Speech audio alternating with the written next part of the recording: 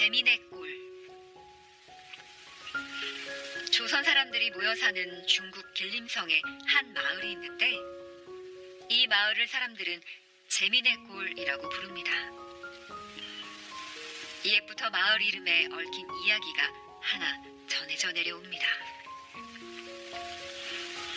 이 마을은 아주 평화롭고 살기 좋은 마을이었습니다. 마을 사람 모두 마음씨가 곱고 착해서 서로 싸우는 일이 없었지요. 어렵고 힘든 일이 생기면 내일 따로 없이 서로 도왔습니다. 먹을 것이 생기면 나누어 먹고 모자라는 것은 함께 아꼈습니다. 이 마을 이야기가 멀리 용국나라에까지 전해졌습니다. 용왕은 땅 위에 그런 마을이 정말 있는지 궁금해졌지요. 그래서 사신을 불러 말했습니다. 자, 이 병에는 못해서도 버티게 해주는 용궁 샘물이 들어있다. 이것을 가지고 땅에 오르거라. 그리고 마을 사람 중에 한 명을 제물로 데리고 돌아오너라. 사신은 마을에 들어서자마자 우두머리인 불악장을 찾아갔습니다. 사신이 온 까닭을 말하자 불악장은 혼자 생각했지요. 용왕이 노하면 큰일인데 누군가 한 사람이 제물로 따라가긴 해야겠는데 살아 돌아올 수 있을지 모르겠군. 불악장은 용기를 내어 말했지요. 자, 갑시다. 내가 없어도 모두 잘 살 테니 제가 함께 가지요. 사신은 생각보다 일이 빨리 풀려 즐겁게 대답했습니다. 그럽시다. 나는 못해서 오래 버티기 어려우니 어서 갑시다. 불악장이 사신을 따라 한참 걸어가다가 마을의 목수를 만났습니다. 자세한 이야기를 전해들은 목수는 불악장님이 안 계시는 마을은 머리 없는 용과 같으니 안 될 말입니다. 목수 일이야 다른 사람이 봐도 될 테니 제가 가겠습니다. 하고 말했습니다.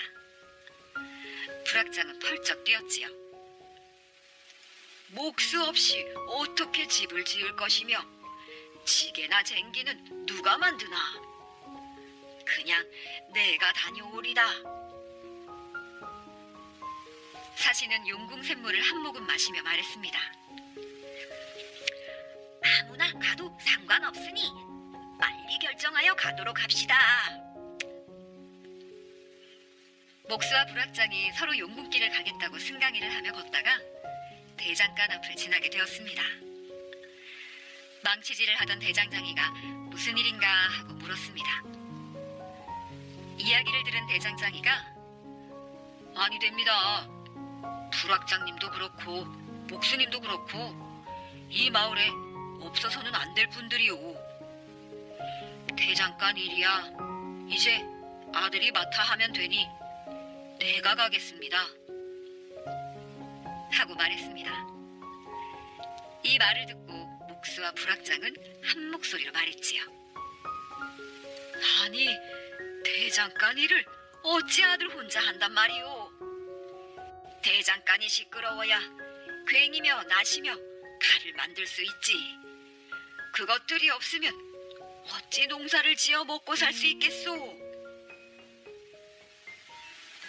사신은 일이 점점 이상하게 돌아가는 것을 깨닫고는 말문이 막혀버렸습니다.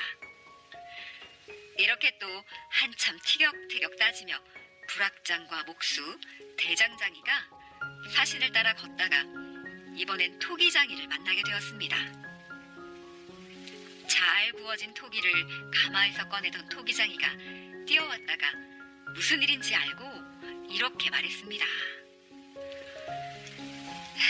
세 분이야말로 이 마을에 없어서는 안 될 분들이지요. 까짓 그릇이야 좀 모자라도 못 살 건 없습니다.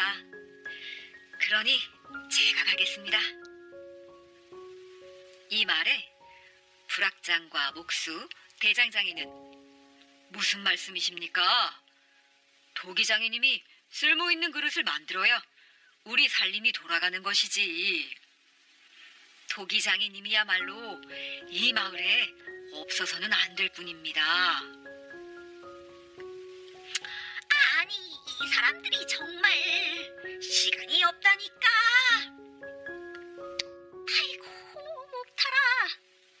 이러다 내가 땅 귀신이 되겠군. 사신은 얼마 남지 않은 용궁샘물을 홀짝홀짝 마시며 조바심을 냈습니다. 이제 사신을 따르는 무리가 4명으로 늘어났습니다. 그때 콩밭에 김을 메고 있던 농부가 무슨 일인지 까닭을 알고 나더니 이렇게 말했지요. 여기 4분은 모두 마을에 꼭 필요한 분들입니다. 농사야 누구나 배워가면서 지으면 되니 제가 가겠습니다. 하고 말했습니다. 그러자 불악장과 목수, 대장장이, 토기장이는 하늘과 바람의 뜻에 따라 땅을 가꾸어 우리 마을 창고를 늘 풍성한 곡식으로 채워주는 농부님이야말로 이 마을의 보배지요. 어디를 가시겠다고 그러십니까? 하고 입을 모았습니다. 토기장이님이고 농부님이고 간에 아무나 빨리 결정하여 가도록 합시다. 사신은 지쳤는지 맥이 풀려 말했습니다. 이제 사신을 따르는 5사람이 온 마을을 떠들썩하게 해놓았습니다. 그때 길 가던 아낙네가 사정을 듣고 나섰지요. 여기 5분 모두 없어서는 안 될 이 마을의 기둥입니다. 아무래도 이 길은 저같이 별로 하는 일 없는 아낙네가 가는 게 낫지요. 사신님, 저와 갑시다. 그러자 불악장과 목수, 대장장이, 토기장이, 농부가 말했습니다. 우리가 사계절을 인간답게 살 수 있는 건 아낙네님이 짜주신 옷감덕이죠. 그리고 아들, 딸, 나 길러서 대를 잇게 하는 일이 어디 남자들만으로 되는 일이겠습니까? 그런 소릴랑 아예 하지 마십시오. 남자나 여자나 상관없습니다. 정 이러시면 아무나 강제로 데려갈 수밖에 없습니다. 이제 용궁 샘물도 얼마 안 남았는데. 사신은 내리쬐는 햇볕이 괴로운 듯 말했습니다. 그때 길을 가던 처녀아이가 무슨 일인지 알고는 말했지요. 그러지들 마세요. 여기 계신 분들은 모두 가족이 있지만 저야 고아로 자라 이 집 저 집 살림이나 거들고 있는 형편이니 제가 없어도 불편할 게 없을 거예요. 제가 가겠습니다. 이 말에 모두들 소리쳤지요. 무슨 소리냐. 이 집 저 집 바쁠 때 네가 아이도 돌봐주고 살림도 거들어주니 우리가 마음 놓고 일할 수 있는 거지. 너 없이 우리가 잔살림을 다 어떻게 한단 말이냐. 아이고, 이제 용궁 샘물도 다 떨어졌네. 더 있다간 내가 사람들의 재물이 되겠군. 사신은 마을 사람 7명에 둘러싸여 어찌할 바를 모르다가 엉겹결에 처녀아이를 데리고 물속으로 들어가 버렸습니다. 용왕은 사신이 데려온 처녀아이를 보고 깜짝 놀랐습니다. 마을에 숱한 사람들이 있을 텐데 왜 하필 시집도 안 간 처녀가 왔는가? 사신이 처녀아이를 데리고 온 일을 자세히 용왕에게 아뢰었지요. 앞길이 구만리 같은 꽃다운 처녀가 스스로 제물로 왔다 하니 용기와 마음씨가 대견하다. 이야기를 들어보니 그 마을 사람들이 평화롭고 재미있게 사는 까닭을 알겠구나. 하고 용왕이 말했습니다. 그러고는 사신에게 용궁에 금은 보화를 주어 처녀아이를 돌려보내라고 명령했지요. 마을로 돌아온 처녀 아이는 용궁에서 가져온 금은 보화를 마을 사람들과 함께 골고루 나누었습니다. 마을 사람들은 그런 일이 있은 후 더욱 화목하고 즐겁게 지냈습니다.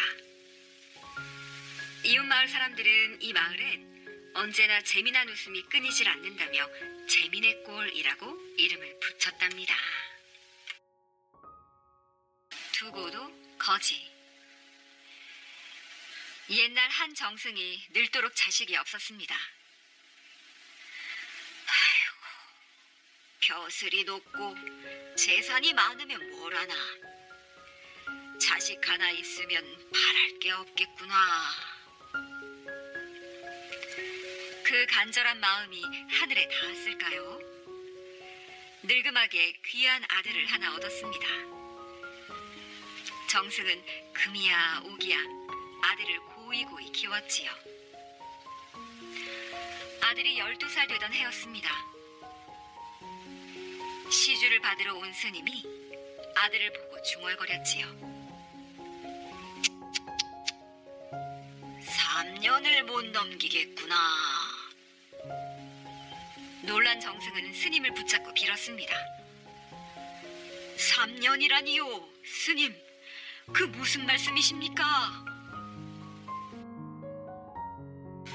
이 아이는 여기서 이렇게 살다가는 3년을 못 넘기고 죽게 될 것이요. 그 말을 들은 정승은 깜짝 놀랐습니다. 스님, 아니 됩니다. 스님, 제발 제 아들을 살려주십시오. 제 아들이 살 수 있는 방법이 없으기... 제 아들이 살 수 있는 방법이 없겠습니까? 귀한 아들이라고 너무 고이 키우셨습니다. 아들을 살리시려면 제게 보내십시오. 그러니 별 수 있나요? 정승은 금실로 짠 비단옷을 들려서 아들을 스님에게 딸려 보냈답니다. 스님은 아이를 깊은 산속 작은 절로 데려갔습니다. 그러고는 아이에게 덕지덕지 기운 옷을 입혔지요. 집에 재물을 잔뜩 쌓아두고도 거지처럼 사는구나. 스님은 아이를 두고도 거지라고 불렀습니다. 그날부터 두고도 거지는 밥 지으랴, 빨래하랴, 나무하랴, 밭 가르랴, 쉴 틈 없이 일했답니다. 그럭저럭 세월이 흘러 3년이 되던 어느 날이었습니다. 두고도 거지는 청소를 하다가 깜빡 잠이 들었지요. 그런데 꿈속에서 저승사자가 나타나 이러는 것이었어요. 널 데려가려 왔는데 스님이 지키고 있구나. 3년 뒤에 다시 올 테니 그때까지 고생을 잘 참고 견디면 100년을 더 살게 해주겠다. 잠에서 깬 두고도 거지는 가슴을 쓸어내렸습니다. 꿈 이야기를 들은 스님이 말했습니다. 너도 이제 혼자 힘으로 살아갈 때가 되었구나. 그러고는 옥피리를 손에 쥐어주며 떠나라고 했지요. 두고도 거지는 옥피리와 비단옷을 들고 길을 떠났습니다. 두고도 거지는 이 산을 넘고 저 강을 건너 으리으리한 기와집을 찾았습니다. 그리고 그 집에서 머슴살이를 시작했지요. 부잣집 머슴살이는 스님 시중보다도 더 고단했습니다. 꼭두 새벽부터 밤 늦도록 일이 끝이 없었지요. 하루는 두고도 거지가 주인집 말을 끌고 들판으로 갔습니다. 그날따라 자신의 처지가 어찌나 서럽던지 스님이 준 옥피리를 꺼내서 불었지요. 구슬픈 피리 소리가 들판에 울려 퍼지자 어디선가 하얀 말이 나타나지 뭐예요. 두고도 거지는 그 말을 타고 들판을 달렸습니다. 그 뒤로도 종종 옥피리를 불며 허전한 마음을 달랬답니다. 그렇게 세월이 흘러 두고도 거지는 청년이 되었습니다. 한편 주인집에는 딸이 셋 있었습니다. 심술궂은 첫째 딸과 둘째 딸은 내내 두고도 거지를 업신여기고 구박했지요. 새순물을 떠가면 뜨겁네 차네 하며 쏟아버리고, 마당을 쓸고 나면 여기 먼지가 있네 저기가 더럽네 하면서 빗자루로 때리기 일쑤였습니다. 그런데 셋째 딸은 달랐습니다. 몰래 두고도 거지에 해진 옷을 기워주고 떡이며 고기며 먹을 것도 챙겨주었지요. 어려도 마음 씀씀이가 참으로 고운 셋째 딸이었습니다. 하루는 주인집 식구들이 친척집 잔치에 가게 되었어요. 두고도 거지가 말을 끌고 오자 첫째 딸이 이렇게 말했지요. 이놈아! 높아서 못한다! 냉큼 엎드려라! 그러고는 두고도 거지의 등을 꾹 밟고 말에 올라탔답니다. 둘째 딸도 등을 꾹꾹 밟고 말에 올라탔지요. 하지만 셋째 딸은 두고도 거지에게 이렇게 말했어요. 나는 혼자 탈 수 있으니 어서 일어나거라. 내 잔치집에서 만난 것 잔뜩 챙겨오마.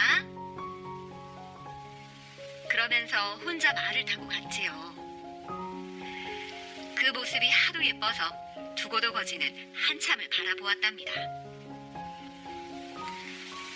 홀로 남은 두고도 거지는 문득 깨달았어요. 아, 오늘이 저승사자가 다시 오기로 한 날이구나. 저승에 끌려갈지도 모르니 잔치 구경이나 실컷 하자. 두고도 거지는 금빛 비단옷을 꺼내 입었습니다. 그러고는 옥피리로 하얀 말을 불러냈지요. 하얀 말을 탄 두고도 거지가 옥피리를 불며 잔치집에 나타나자 사람들이 웅성웅성 난리였어요. 보기에 그 모습이 영락없이 신선이었거든요. 잔치집에서는 술이며 고기며 맛난 음식을 대접했지요. 그런데 셋째 딸은 고개를 갸우뚱거렸답니다. 앞만 봐도 어디서 본 얼굴이었거든요. 셋째 딸은 두고도 거지 곁에 슬쩍 다가가서 금빛 댕기를 조금 잘라냈습니다. 집에 돌아온 두고도 거지는 얼른 옷을 갈아입었답니다. 댕기도 받고 매려는데 셋째 딸이 다가왔지요. 비단옷과 옥피리는 어디서 난 거냐? 그러고는 금빛 댕기 조각을 꺼내서 두고도 거지의 댕기에 맞춰보는 것이었어요. 그러니 어째요? 지난 사연을 말해줄 수밖에요. 두고도 거지의 이야기를 다 들은 셋째 딸은 안쓰러운 마음에 댕기를 꿰매주었답니다. 그 사이 두고도 거지는 깜빡 잠이 들었어요. 아니나 다를까 저승사자가 나타났지요. 그동안 별별 고생을 잘 참아내더구나. 내 약속대로 100년을 더 살게 해주마. 그러고는 스르르 사라지지 뭐예요.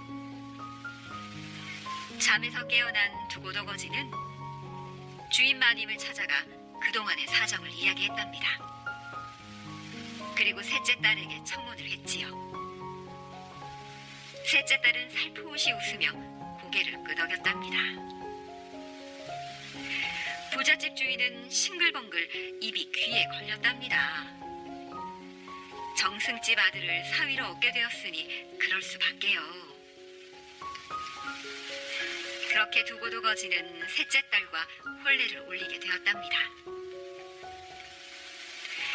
햇살 좋은 어느 날 둘은 정승 집으로 떠났습니다. 하얀 말을 타고 꽃가마를 타며 떠나는 모습이 정말 볼만했지요. 지붕 위에서 그 모습을 보던 첫째 딸과 둘째 딸은 배가 아파 대굴대굴 구르다 그만 떨어져 죽고 말았답니다. 그 뒤로 둘은 지붕에 나는 쌍버섯이 되었다지요.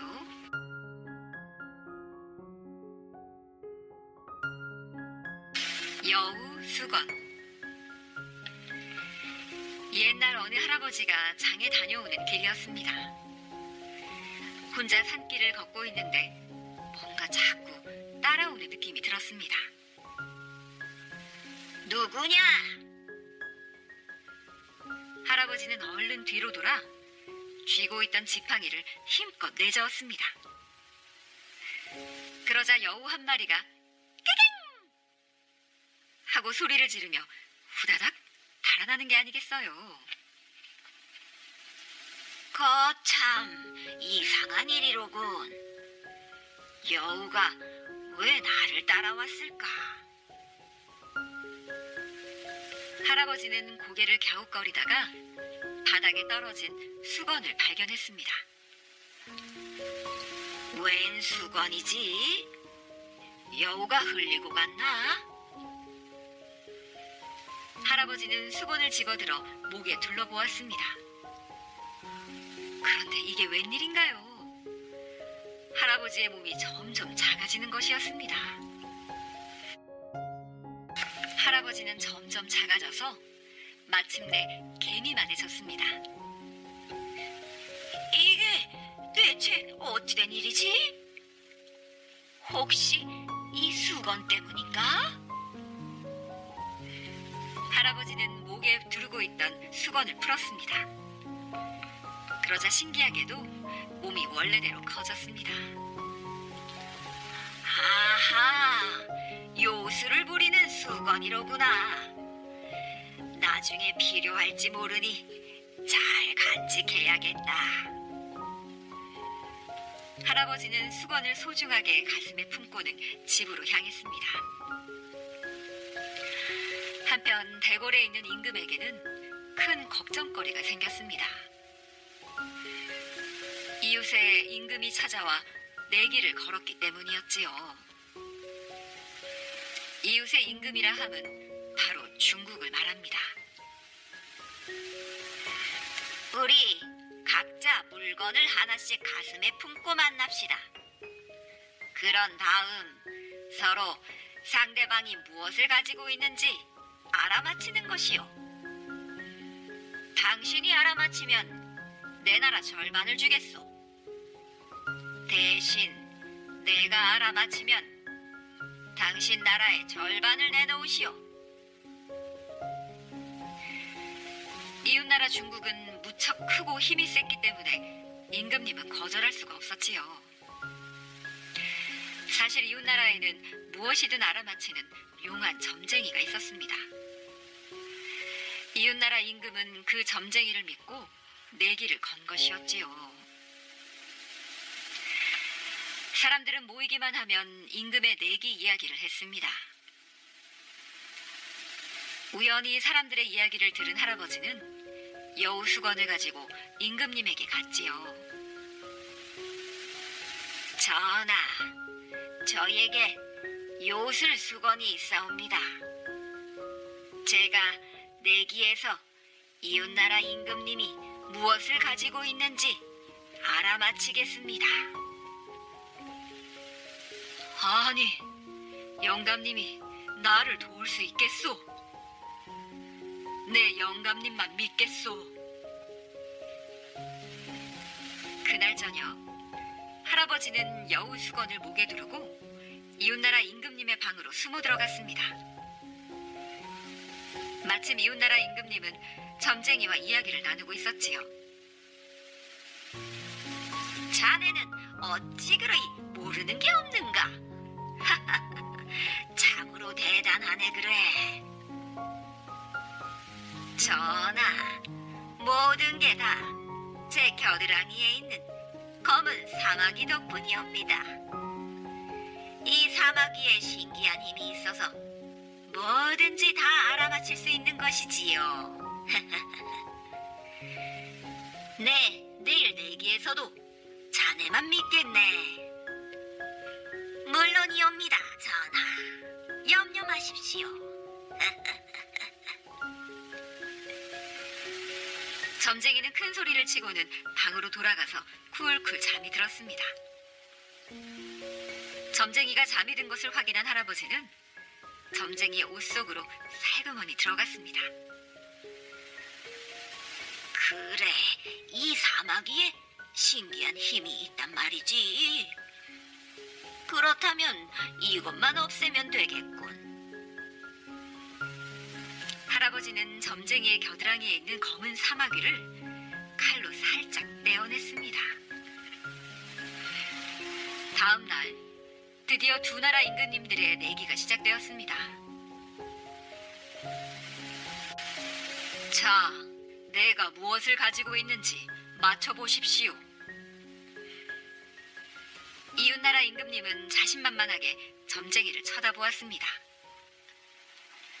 그런데 어찌된 일인지 점쟁이는 땀을 뻘뻘 흘리며 안절부절 못했지요. 죄송합니다, 전하. 도무지 아무 생각도 떠오르지가 않습니다. 그러는 동안 할아버지는 이웃나라 임금님의 옷 속으로 들어가서 품 안에 무엇이 있는지 알아냈습니다. 그런 다음 재빨리 임금님에게로 돌아왔지요. 할아버지는 임금님의 귓가에 기어가 속삭였습니다. 전하, 이웃나라 임금이 숨기고 있는 것은 은장도이옵니다. 그 말을 들은 임금님은 자신만만한 표정으로 말했지요. 아직까지 대답을 못하시니 내가 무엇을 가졌는지 보여드리리다. 임금님은 품속에서 거북을 꺼내서 탁자 위에 내려놓으며 말을 이었습니다. 자, 이제 내가 알아맞혀 보겠습니다. 무엇을 품고 계신지 말이지요. 내 생각에는 은장도를 품고 계신 듯 싶은데. 그러자 이웃나라 임금은 얼굴이 새하얗게 질렸습니다. 자신이 먼저 제안한 내기였으니 아무 말도 못하고 물러날 수밖에 없었지요. 그리고 약속대로 나라의 반을 떼어줄 수밖에 없었답니다. 여우수건을 가진 할아버지 덕분에 임금님은 나라를 구했을 뿐만 아니라 이웃나라의 절반까지 차지할 수 있었습니다. 임금님은 할아버지에게 큰 상을 내렸지요. 할아버지는 마을 사람들의 환영을 받으며 집으로 돌아와 큰 잔치를 베풀었답니다. 얼마 뒤 할아버지는 여우를 만났던 산으로 갔습니다. 할아버지는 높은 곳으로 올라가 안개 자욱한 산 아래를 내려다보며 말했지요. 여우야, 네가 나라를 구하라고 나에게 이 수건을 빌려주었구나. 정말 고맙다. 잘 썼구나. 이제 수건을 돌려줄 테니 다른 좋은 일에 쓰도록 해라. 할아버지는 여우 수건을 나뭇가지에 살짝 걸쳐놓고 산을 내려왔답니다. 접동새 누이. 아주 먼 옛날 어느 고을에 원님이 살았습니다. 원님은 아들 9과 딸 하나를 두었지요. 아들들은 우애가 두터웠고 어린 누이를 무척이나 예뻐했답니다. 누이는 오라비들만 보면 9 오라비 좋아, 9 오라비 좋아 하면서 방긋방긋 웃었답니다. 그런데 갑자기 원님 부인이 병이 들어 죽고 말았어요. 9 아들과 누이는 매우 슬퍼했지요.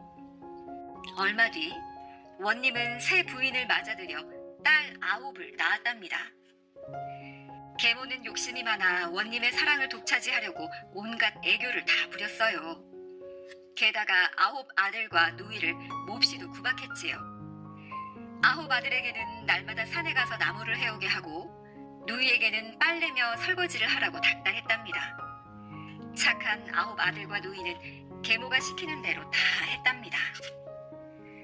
9 아들은 계모의 구박을 받으면서도 똑똑하고 훤칠하게 잘 자랐어요. 원님은 그런 아들들을 무척이나 대견스러워했지요. 세민한 계모는 9 아들을 죽이기로 마음을 먹었답니다. 그래서 머리를 싸매고 드러누워 꾀병을 부렸지요. 아이고, 나 죽는다. 나 죽으면 우리 원님은 어찌하누? 원님은 걱정이 되어 건넌마을 점쟁이를 불렀어요. 미리 계모와 말을 맞춘 점쟁이는 이렇게 말했답니다. 그 병은 9 아들 때문에 생겼으니 9 아들의 간을 먹어야 병이 낫습니다. 계모는 날마다 병을 낫게 해달라고 징징 울면서 보챘어요. 견디다 못한 원님은 9 아들을 데리고 산으로 갔답니다. 하지만 차마 화를 쏘지 못하고 망설이고 있는데 그때 마침 숲속에서 그르릉 하며 멧돼지가 나타났어요. 원님은 옳거니 하면서 활을 쏘아 멧돼지를 잡았지요. 그리고 멧돼지의 간을 꺼내 9 토막으로 나누고는 말했답니다. 멧돼지의 간을 너희들의 것이라고 할 터이니 멀리 가서 다시는 돌아오지 말거라. 9 아들은 눈물을 흘리며 고향을 떠났답니다. 집으로 온 원님은 멧돼지 간을 9 아들의 간이라며 내밀었어요. 계모는 간을 먹는 척 하면서 여기저기 숨겼지요. 새 덩어리를 자리 밑에 감추니 휘리릭 빈대 벼룩 바구미로 변했답니다. 또 새 덩이는 부엌에 감추니 휘리릭 바퀴벌레 쥐며느리 지네로 변했지요. 나머지 새 덩이는 지붕 위로 던지니까 휘리릭 하고는 솔개와 보라매 독수리로 변했답니다. 계모는 배시시 웃으며 꾀병을 털고 일어났어요. 계모는 남은 누이마저 눈엣 가시처럼 여겼지요. 9 오라비가 하던 일까지 시키며 더욱 심하게 구박을 했답니다. 누이는 9 오라비가 그리워 날마다 눈물로 지냈지요. 보고 싶어 오라버니. 9 오라비 보고 싶어.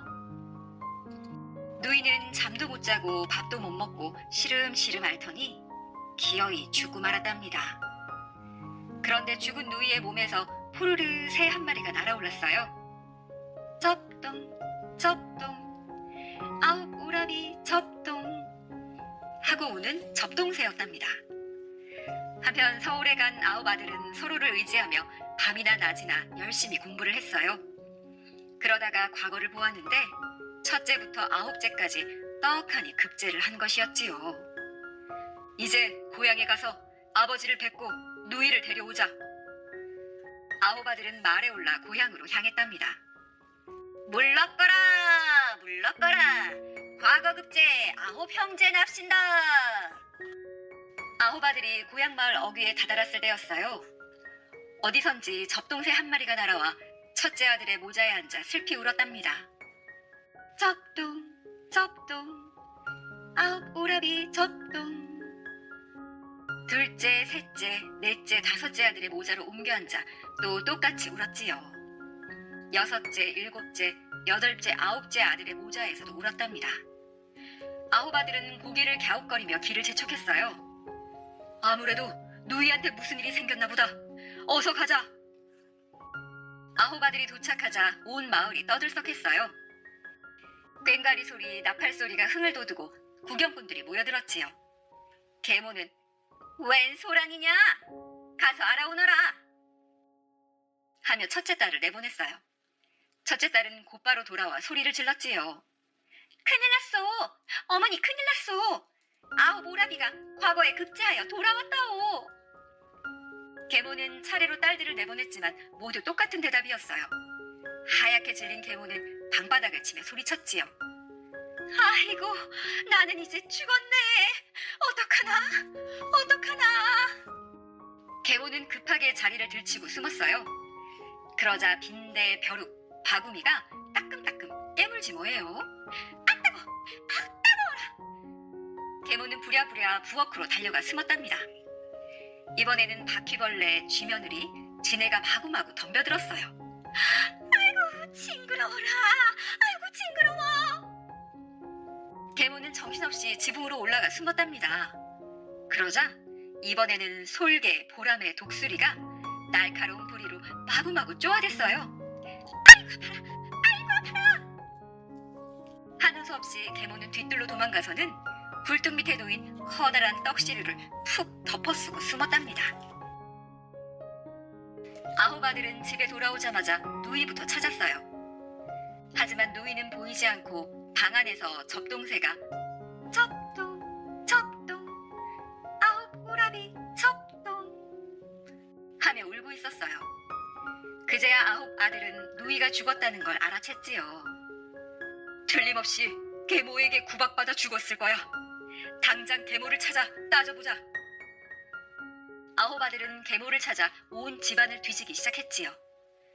하지만 방 안에도 부엌에도 지붕 위에도 없었어요. 그때 접동새가 뒤뜰로 날아가더니 떡시루 위에 앉아 첩동 첩동 하고 울지 뭐예요. 따라온 막내 아들이 떡시루를 훌렁 들치웠답니다. 그러자 난데없이 멧돼지 한 마리가 구릉 하며 튀어나왔어요. 숨어있던 계모가 멧돼지로 변한 것이었지요. 어이쿠, 집안에 웬 멧돼지냐? 쏴라! 아홉 아들은 일제히 활을 쏘았답니다. 멧돼지는 비명을 지르며 거꾸러져 죽고 말았어요. 그런데 죽은 멧돼지의 몸에서 푸드덕 새 한 마리가 날아올랐어요. 하고 우는 까마귀였답니다. 아홉 형제는 다시 아버지를 모시고 살았어요. 그 뒤로 접동새 누이는 까마귀가 없는 밤에만 나타나 첩동 첩동 아홉 오라비 첩동 첩동 하고 슬피 울면서 날아다녔답니다.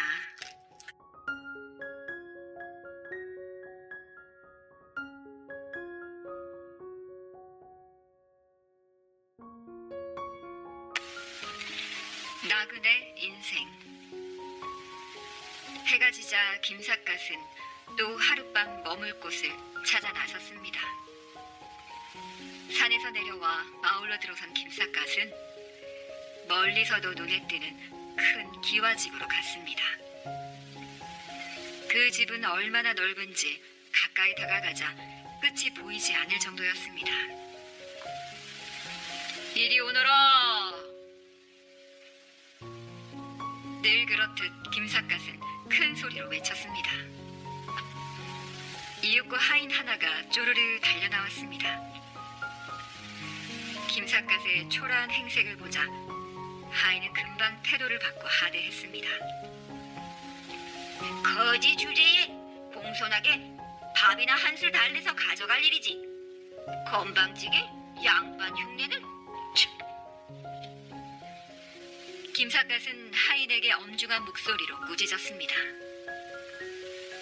어허, 하인 주제에 말이 거칠구나. 어서가 주인 어른 나오시라 해라. 하인은 기가 막힌 나머지 얼굴을 붉히며 말을 더듬었습니다. 이런 거지놈이 어디서 감히 우리 주인 어른을 나오라고 호령을 하는 게냐? 이 댁이 어떤 댁인 줄 알기나 하는 게냐? 김삿갓 역시 예절도 없고 무식한 하인과 말싸움을 하기는 싫었으나 짐짓 궁금하다는 듯 물었습니다. 그래, 이 댁이 어떤 댁이냐? 이 댁은 대대로 16대째 살아오고 있는 뼈대 깊은 댁이다. 너처럼 근본도 없는 거지가 넘볼집이 아니란 말이야. 이번에도 김삿갓은 준엄한 목소리로 물었습니다.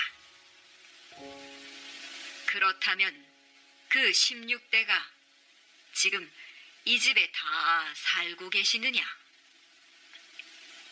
이런 미친놈을 봤나? 그야 윗분들은 다 돌아가셨지. 그걸 말이라고 하느냐? 그러자 김삿갓이 미소를 지으며 말했습니다. 허허, 그렇겠지.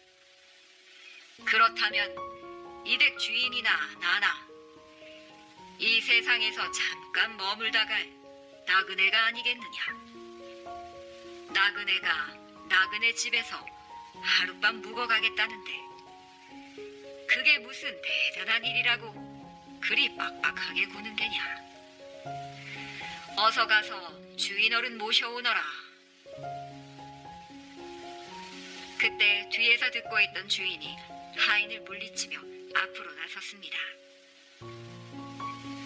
삿갓 양반 말씀이 옳소.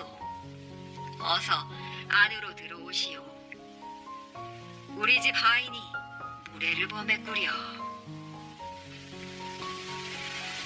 인생의 철학을 아는 주인을 만난 덕분에 김삿갓은 그날 밤 그 집에서 편히 쉴 수 있었습니다.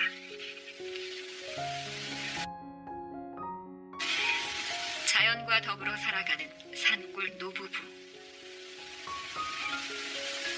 깊은 산중에서 인가를 찾아 헤매던 김삿갓이 마침내 다 쓰러져가는 오두막집 하나를 발견했습니다. 저런 오두막집에 과연 사람이 살고 있을까? 내리 사흘을 굶은 탓에 절실히 먹을거리를 찾아 나서던 김삿갓에게는 그 집은 그리 반가워 보이지 않았습니다. 아무도 살지 않는 폐가라면 먹을 게 없을 것이기 때문이었지요. 하지만 뜻밖에도 그 집에는 노부부가 살고 있었습니다.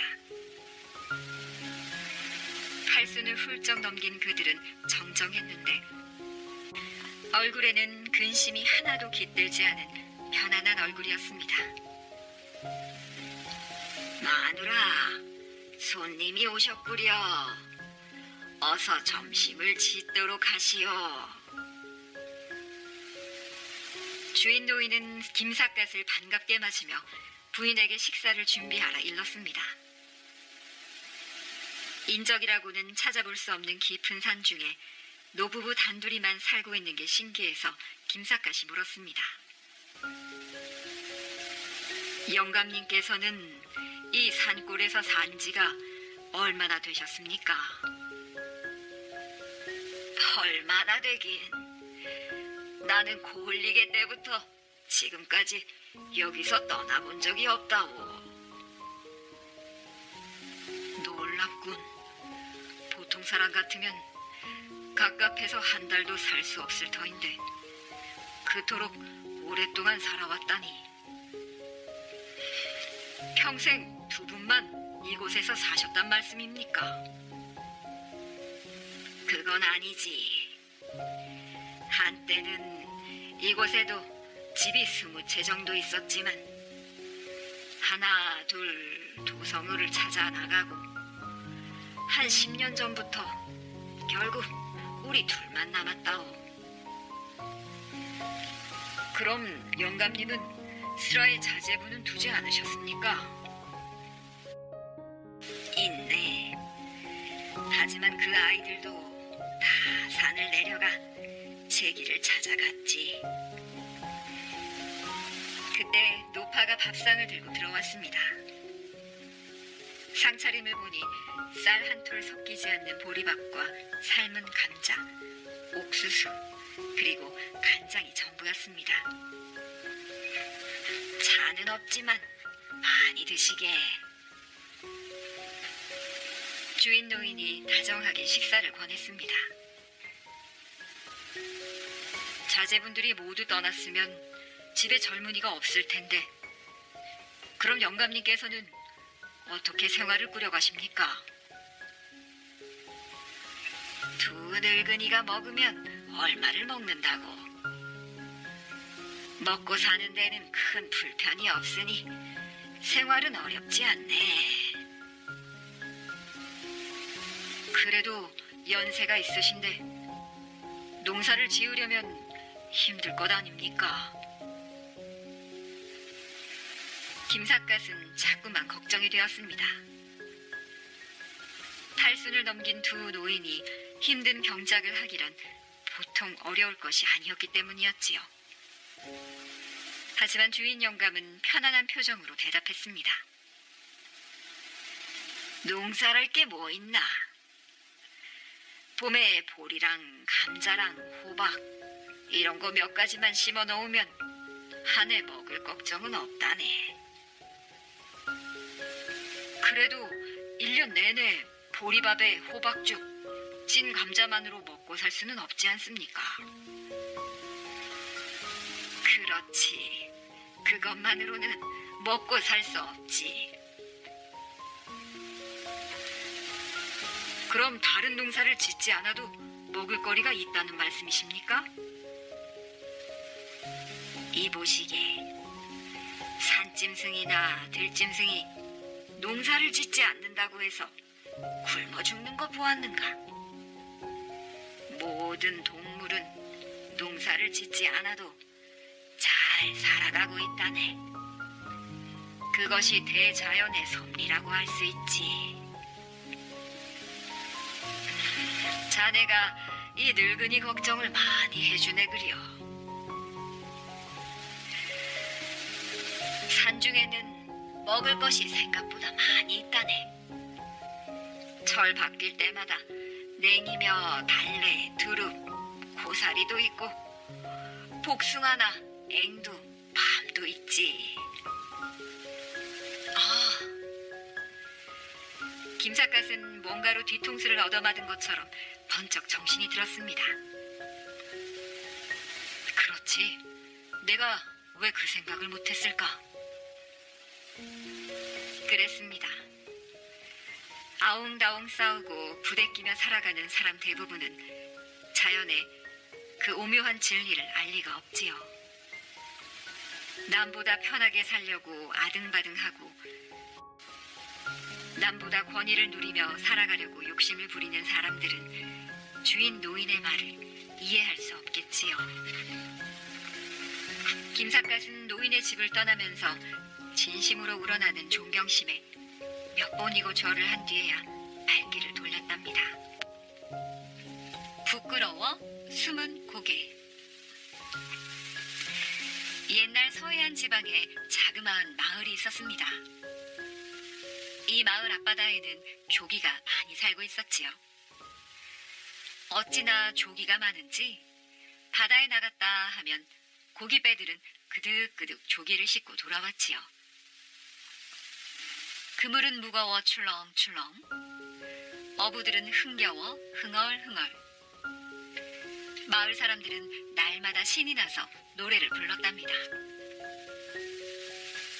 고마우신 황룡님이 바다를 지켜주신 덕분이야. 그럼 그렇고 말고. 사람들은 황룡이 살고 있는 마을 앞바다를 향해 넙죽넙죽 절을 했지요. 어느 날은 먼 바다에서 온 사나운 바다구렁이가 조기를 마구 잡아먹었어요. 네 이놈! 여기가 어디라고 나타나는 게냐? 황룡이 바다구렁이에게 불을 뿜어대자 놀란 바다구렁이가 허겁지겁 주랭랑을 놓았지요. 이빨 센 상어도 덩치 큰 고래도 황룡을 보기만 하면 덜덜 떨며 꽁무니를 뺐답니다. 한편 먼 바다에는 마음씨 고약한 청룡이 살고 있었지요. 심술이 덕지덕지 욕심이 더덕더덕 붙은 청룡은 조기를 지켜주기는커녕 매일 저 혼자서 꿀꺽하기 일쑤였지요. 그러니 먼 바다는 점점 죽어갈 수밖에요. 그러던 어느 날 청룡은 조기가 많은 마을 앞바다를 차지하고 싶었어요. 무슨 좋은 수가 없을까? 청룡은 뒤룩뒤룩 살찐 몸을 흔들며 생각했지요. 좋은 방법이 생각났다. 청룡은 실실 웃으며 마을 앞바다로 갔답니다. 너는 어째서 이 넓은 바다를 독차지하고 있느냐? 청룡은 황룡을 만나자마자 다짜고짜 따졌어요. 황룡은 청룡의 속셈을 이미 다 알고 있다는 듯 또박또박 말했지요. 나는 바다를 사랑하기 때문에 이 바다를 지켰을 뿐이네. 웃기는 소리 그만하고 그 바다를 반으로 뚝 잘라서 나를 주게. 그럴 수는 없네. 그렇게 되면 이 바다도 죽어갈 것이 뻔하지 않는가? 황룡의 말에 청룡은 벌컥 화를 내며 말했지요. 그렇다면 할 수 없지. 싸울 수밖에. 황룡과 청룡이 싸운다는 소식을 전해 들은 조기들은 한숨을 푹푹 내쉬며 갈팡질팡 바닷속을 헤엄쳐 다녔답니다. 청룡이 이기면 우리를 모두 잡아먹을 거야. 맞아. 황룡님이 반드시 이기셔야 해. 황룡님은 지금까지 우리를 보호해 주셨잖아. 조기들은 모두 황룡이 이기기를 간절히 바랬답니다. 드디어 싸움이 시작되었어요. 청룡이 시퍼런 불을 뿜자 황룡은 누런 불을 내뿜었지요. 파도는 무섭게 출렁이고 바다는 뜨거워져 할딱할딱 거친 숨을 내쉬었답니다. 황룡과 청룡은 바다 위를 빠르게 오르락내리락 했어요. 어떨 때는 황룡이 밑에 깔리고 또 어떨 때는 청룡이 밑에 깔렸지요. 두 마리의 용이 계속 엎치락 뒤치락 하는 통에 누가 이길지 도무지 알 수가 없었답니다. 바다가 용광로처럼 부글부글 끓어오르자 많은 조기들이 죽었어요.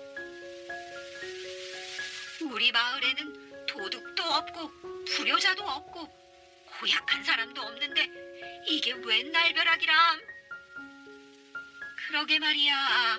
우리 마을은 도란도란 정을 나누고 알콩달콩 재미있게 살았는데.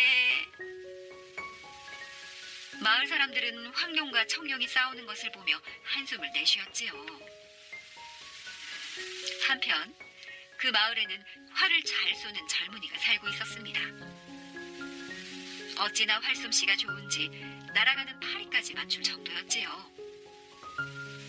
젊은이는 나라에서 으뜸가는 장군이 되기 위해 무예 시험을 준비하고 있었답니다. 시험까지 앞으로 열흘 남았으니 내일은 길을 떠나야겠구나.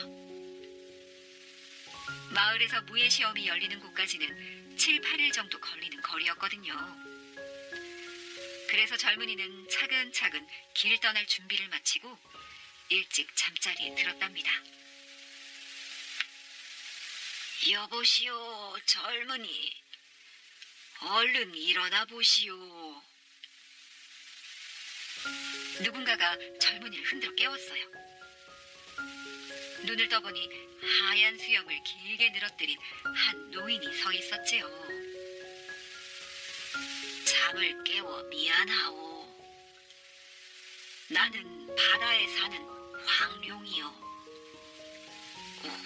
황룡이라면 지금 청룡과 싸우고 있는. 그렇소. 나를 좀 도와주시오. 어떻게 해서든 바다를 지켜야만 하오. 그런데 제가 어떻게...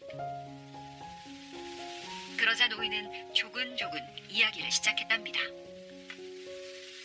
당신의 활솜씨가 필요하오. 그렇지만 저는 내일 무예 시험을 보러 떠나야 합니다. 나를 돕는 일은 바다도 살리고 마을도 살리는 일이라오. 한참을 생각하던 젊은이는 그렇게 하기로 결심했지요. 하루 늦게 출발해도 시험에는 큰 지장이 없을 거라 생각했던 것이지요.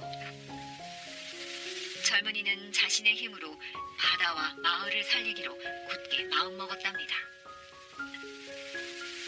내일은 아마도 마지막 싸움이 될 것이요. 내가 바다에 잠기면 청룡이 떠오르고 청룡이 바다에 잠기면 내가 떠오를 것이요. 젊은이는 미리 마을 뒷산에 있는 소나무 뒤에 숨어 있다가 내가 떠오를 때 나를 향해 화살을 날리시오. 예? 그게 무슨 말씀이십니까? 젊은이는 눈을 동그랗게 뜨고 물었어요. 나도 청룡도 화살보다 빠르오. 만약 청룡이 떠오를 때 활을 쏘면 그 사이 청룡은 바다에 잠기고 내가 떠올라 화살을 맞게 된다오. 그러니 반드시 내가 떠오를 때 나를 쏘시오. 그래야 청룡이 죽는 것이오. 노인은 당부에 당부를 했답니다. 노인은 바람처럼 사라졌답니다. 노인이 사라지자 젊은이는 눈을 번쩍 떴지요. 알고 보니 꿈이었어요. 하지만 꿈이 너무나 생생해서 노인의 마지막 말이 여전히 귓가에 맴도는 것 같았지요. 반드시 내가 떠오를 때 나를 쏘시오. 그래야 청룡이 죽는 것이오. 다음 날 아침 젊은이는 산에 올라 나무 뒤에 몸을 숨기고 바다를 바라보고 있었어요. 잠시 후 잔잔하던 바다가 갑자기 꿈틀대기 시작하더니 싸움이 시작되었지요. 황룡과 청룡의 꼬리가 흔들릴 때마다 파도가 산처럼 일고 입에서는 뜨거운 불길이 뿜어져 나왔답니다. 젊은이는 활을 겨누고 바짝 긴장하고 있었지요. 황룡과 청룡은 친친 엉킨 채 물에 잠겼다 떠올랐다 하며 싸웠어요. 버드득! 그때 청룡이 물 위로 떠올랐지요. 이 못된 용! 젊은이의 마음속에 청룡을 향한 분노와 미움이 솟구쳤어요. 쌩! 젊은이는 청룡을 향해 화살을 날렸답니다. 그런데 아뿔싸! 노인이 그토록 당부했던 말을 그만 잊어버리고 말았지 뭐예요. 젊은이가 쏜 화살은 황룡의 등에 꽂히고 말았답니다. 그러자 황룡은 검붉은 피를 마구 쏟으며 바닷속으로 곤두박질 쳤지요. 젊은이는 땅바닥에 털썩 주저앉고 말았어요. 아, 이럴 수가. 청룡을 죽였어야 했는데 황룡을 죽이다니. 눈에서 눈물이 주르르 흘러내렸답니다. 젊은이는 활과 화살을 버리고 그 길로 산속으로 들어가 버렸어요. 그 후 젊은이는 평생 동안 산속에서 나오지 않았답니다. 황룡을 죽인 것이 너무 미안하고 부끄러워 사람들을 만날 수가 없었던 것이었지요. 그 후로 마을 앞바다에서는 조기를 볼 수 없었답니다. 마을 앞바다에 살던 조기들이 청룡을 피해서 모두 먼 바다로 가버렸거든요. 그리고 사람들은 젊은이가 부끄러워서 숨어 살던 고개를 숨은 고개라고 불렀답니다. 충청남도 태안군의 한 마을에는 작은 고개가 있는데 그 고개가 바로 숨은 고개라고 합니다. 활 잘 쏘는 청년이 청룡이 아니라 황룡을 활로 쏘는 바람에 태안군 앞바다에서는 옛날처럼 조기가 많이 잡히지 않고 연평도 부근의 바다에서는 조기가 많이 잡히고 있다고 합니다. 아씨와 바느질 7친구. 옛날 어느 고을에 바느질을 썩 잘하는 아씨가 살았습니다. 아씨에게는 바느질을 도와주는 7친구가 있었지요. 자, 가위, 바늘, 실, 골무, 인두, 다림이었답니다. 하루는 아씨가 살포시 낮잠을 자고 있는데 자 부인이 나서며 말했지요. 아씨가 바느질을 잘하는 건 다 내 덕분이지. 내가 이 큰 키로 길이를 척척 재지 않으면 어떻게 옷을 만들겠니? 그러자 가위각시가 불쑥 나섰지요. 아무리 자부인이 길이를 잘 재도 내가 자르지 않으면 소용없지. 바늘색 씨도 지지 않고 말했어요. 아니, 제가 꿰매지 않으면 그게 옷이에요? 그냥 천이지? 그러자 실각 씨가 콧방귀를 뀌었어요. 아무리 바느질을 해봐라. 내가 없으면 바늘 구멍만 나지? 골무 할미도 은근슬쩍 한마디 했답니다. 내가 없으면 우리 아씨 손가락 아파서 바느질을 하겠니? 그러자 인도 낭자도 불쑥 끼어들었어요. 여기저기 예쁘게 모양 잡는 것도 중요하지요. 다리미 낭자도 거들었지요. 저도 빳빳하게 옷타려 곱게 만들지요. 7 친구가 다투는 소리에 아씨가 잠에서 깨고 말았어요. 아이 참, 시끄러워서 잘 수가 없네. 너희가 아무리 중요해도 내가 바느질을 안 하면 어쩔 거니? 그러니 내가 제일 중요하단다. 알겠니? 아씨는 휙 돌아눕더니 다시 쿨쿨 잠이 들었답니다. 7 친구는 아씨의 말이 퍽 섭섭했어요. 자 부인이 먼저 투덜댔지요. 어찌 저럴 수 있담? 옷 만들 때는 항상 나부터 찾더니. 가위각 씨도 삐죽거렸어요. 매일 다리 아프게 가위질을 시키더니 모두 아씨 덕이래. 바늘색 씨는 한숨을 길게 쉬었지요. 그동안 허리 부러지도록 바느질을 했는데 몰라주시네. 인도 낭자는 눈물을 뚝뚝 흘렸어요. 날마다 뜨거운 불에 온몸을 태워가며 도왔건만. 다리미 낭자도 울먹울먹했지요. 저도 뜨거운 수출이고 옷이며 천이며 꾹꾹 눌러 다녔는데 정말 너무해요. 다들 훌쩍거리는 소리에 아씨의 잠이 또 깨고 말았답니다. 너희는 내 탓만 하는구나. 다시는 바느질을 안 할까 보다. 그러자 골무 할미가 얼른 아씨를 달랬지요. 아유, 아씨, 다들 철이 없어 저럽니다. 그동안 쌓은 정과 노력을 봐서 한 번만 용서해 주세요. 골무 할미의 말에 아씨의 마음이 풀렸답니다. 골무 할미를 봐서 이번만 봐주마. 아씨는 골무 할미를 어여삐 여겨 비단 주머니에 넣어서 늘 몸에 지니고 다녔답니다. 제 잘난 척을 하던 친구들은 부끄러워서 얼굴이 빨개졌지요. 그 뒤로는 모두들 겸손하게 제 할 일을 했대요.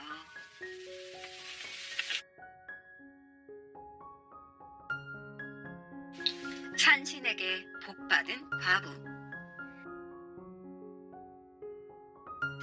옛날에 찢어지게 아주 가난한 여자가 살았어요. 얼마나 가난한지 거적대기 하나를 못 깔고 사랑방에서 집신을 삼고 남은 집 건부를 내놓으면 그걸 깔고 지냈답니다. 먹지를 못하고 입지를 못하니 오줌이 마려워도 너무나 추워서 바깥으로 나갈 힘도 없었어요. 그래서 샘문을 열고 부뚜막 위에서 오줌을 졸졸졸졸 누곤 했지요. 호치마에 호적삼만 입고 있으니 얼마나 춥겠어요. 아이고 추워라. 방에서 자도 이렇게 추운데 산신님은 얼마나 추울까. 여자는 동지 섣달 내내 이렇게 혼잣말을 늘어놓다가 한숨 자고 일어나서는 샘문에서 오줌을 싸서 부뚜막에 흘려내리곤 했답니다. 부엌을 지키는 조왕씨는 찌린내가 나서 아주 죽을 지경이었어요. 그래서 한 번은 산신님한테 쫓아가 말했지요. 아이고 산신님, 우리 집에 그 여자 좀 잡아다 잡수시오. 샘문을 열고 오줌을 누는 통에 냄새나서 죽겠어. 그러고 산신님이 언제 데려갈지 그때만 기다렸답니다. 그런데 여자가 잠을 자고 일어나더니 또 집 건불 속에서 부스스 나와서 샘문을 열고 문턱에 앉아 오줌을 졸졸졸졸 누면서 혼잣말을 했어요. 아이고, 추워라. 이렇게 추운데 산신님은 얼마나 추우실까? 산신님은 아직도 여자를 잡아가지 않았어요. 조왕씨는 산신님께 여자를 잡아가 달라고 또 부탁을 했답니다. 오늘 저녁에 잡아갈 테니 걱정 말아라. 어흥. 산신님이 약속을 했어요. 그날 저녁 산신님이 여자를 잡으러 왔어요. 그런데 산신님인 호랑이가 가만히 보니까 여자가 집 건물 속에서 부스럭부스럭 하더니 샘문을 열고 오줌을 졸졸졸 누며 또 이렇게 말하네요. 아이고, 추워라. 아유, 추워. 이렇게 추운데 산신님은 산에서 얼마나 추우실까? 여자는 혼잣말을 하고는 드러누웠지요. 산신님은 이걸 보고는 생각했어요. 내가 좀 도와줘야겠다. 산짐승을 잡아다 줘서 끼니라도 먹게 되면 나무라도 잘 해다가 낼 수 있겠지. 산신님은 여자가 먹고 살 만큼 산짐승을 잡아다 줬어요. 이제 여자는 굶지 않게 되었답니다. 그러자 힘이 생겨 나무를 해다가 불을 떼고 지냈지요. 옷도 잘 해입고 깨끗이 빨아입고 청소도 깨끗하게 하고 부엌도 깨끗이 쓸고 닦았어요. 여자가 추운 동지섣달에 원체 못 입고 못 먹고 하니까 나가서 오줌을 누지 못하고 샘문을 열고 거기다 놓던 거였지요. 여자는 산신님이 먹고 살 것을 도와준 덕에 잘 살게 되었대요. 이렇게 혼잣말로 산신을 걱정했던 과부는 산신의 복을 받아 잘 살게 되었답니다.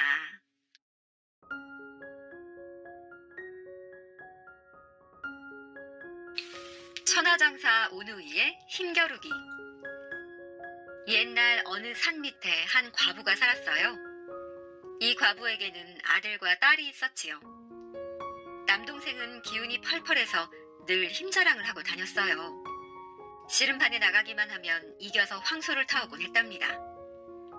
남동생은 자기가 천하장사라고 뽐내며 으스대고 교만하게 굴었어요. 어느 해였어요.